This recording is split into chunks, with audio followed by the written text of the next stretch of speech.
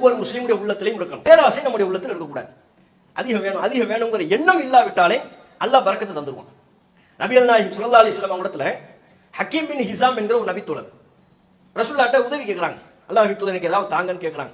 ரசூலுல்லாஹ் பொது நிதியிலிருந்து எடுத்து கொடுத்தாங்க. இன்னும் வேணும்னு கேட்டாங்க, இன்னும் எடுத்து கொடுத்தாங்க. மூன்றாவது முறையும் கேட்டார், இன்னும் வேணும்னு கொஞ்சம் தாங்க, எடுத்து கொடுத்தாங்க.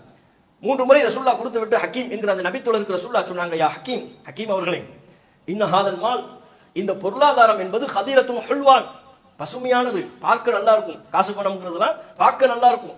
ஹுல்வத்துன், இனிப்பானது, ரொம்ப சுவையாத்தான் தெரியும். ஃபமன் அஹதஹு பி சகாவத்தி நஃப்ஸின், இந்த பொருளாதாரத்தை போதும் என்கிற மனதோடு யார் எடுத்துக்கொள்கிறாரோ பூரிக்க லஹு ஃபீஹி, அந்த பொருளாதாரத்தில் அல்லாஹ் பரக்கத்தை ஏற்படுத்துவான்.